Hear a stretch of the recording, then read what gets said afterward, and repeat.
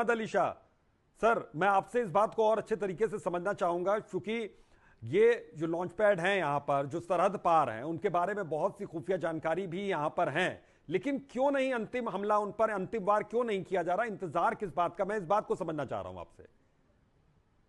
जी देखिए, आपका बड़ा अच्छा सवाल है। जो लॉन्च पैड्स हैं सरहद के उस पार या पीओके में, जो जहां से आतंकवादी घुसपैठ करके यहाँ पे आतंक घुसते हैं, हाँ। नॉलेज इंटेलिजेंस होगी उसके बारे में, लेकिन एक सर्जिकल स्ट्राइक जो कि बहुत जरूरी भी है, मैं मानता हूं होना भी चाहिए, ये दरअसल बड़ा मुश्किल है। इतना आसान भी नहीं है कि आप आराम से गए और करके आ गए और अपनी कैजुअलिटी की हुई या नहीं हुई, उसकी वो प्रॉब्लम भी नहीं है। प्रॉब्लम और बड़े लॉजिस्ट और बहुत बड़े स्ट्रेटेजिक लेवल की है कि सर्जिकल स्ट्राइक इतना आसान तो है नहीं। अगर हो जाए तो मजा आ जाए बिल्कुल। मगर हमने 2016 में पाकिस्तान को एक अच्छा सबक दिखाया, 2019 में एयर स्ट्राइक किया बालाकोट पे, ईरान ने पाकिस्तान की बेइज्जती करी, ईरान ने घर में घुस के मारा इनको। तो देखिए, जो इनके लॉन्च पैड्स हैं वो खत्म होने बहुत जरूरी हैं।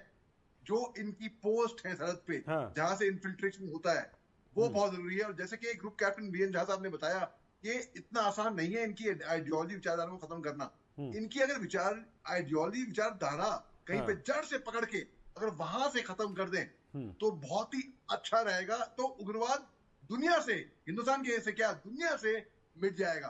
अभी ये दुनिया में आकार बचा रहे हैं, चाहे कोई भी हो, चाहे आईएसआईएस हो, चाहे तालिबान हो, चाहे हूती हो, चाहे हमस हो, चाहे लश्कर तैयबा हो, चाहे जैश ए मोहम्मद हो, ये जितने भी आउटफिट्स हैं, इनको इनकी आइडियोलॉजी एक बार वहां पे नस पकड़ के किसी तरह वहां पे मरोड़ ली जाए तो आएगा।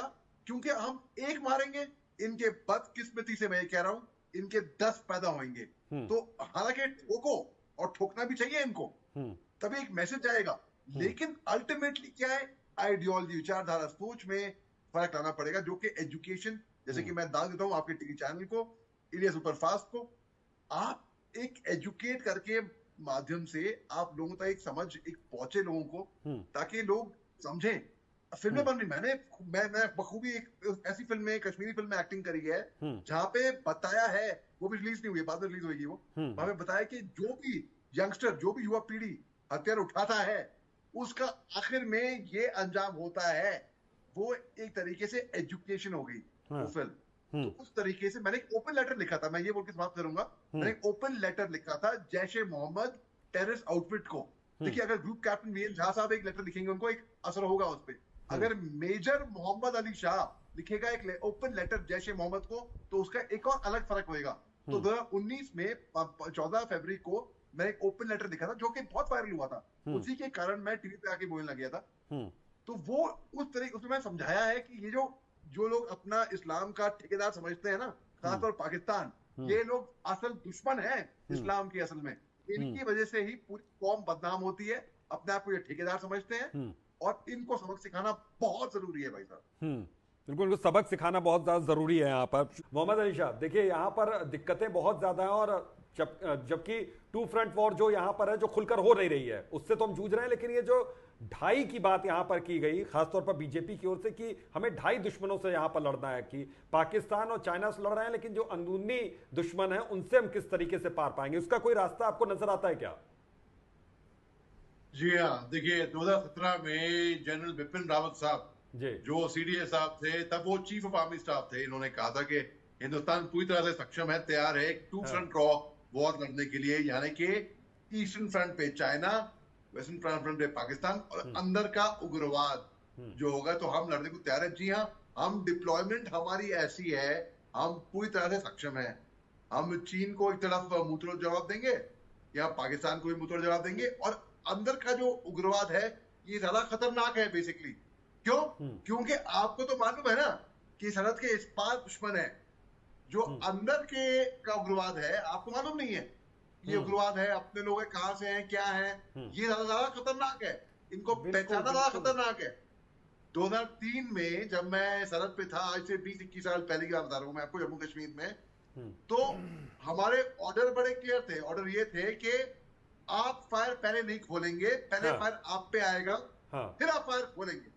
ये तो नीति है इंडिया की, ठीक है, ये नीति थी, बदल गई थोड़ी सी, अब बदल गई, बदल गई।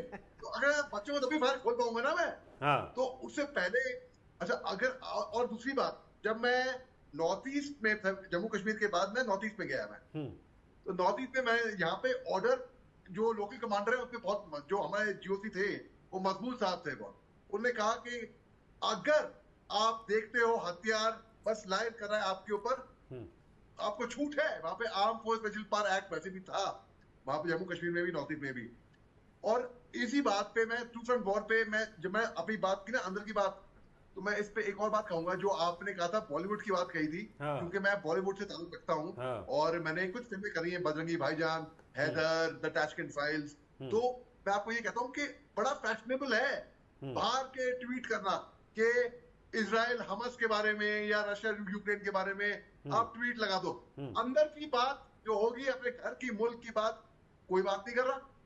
आज मैंने एक बहुत ही अच्छी एक इंस्टाग्राम पे एक रील देखी, एक फॉरवर्ड होगी वायरल रील थी ये विद्यु विनोद चोपड़ा जो फिल्म मेकर है उनकी भतीजी की है।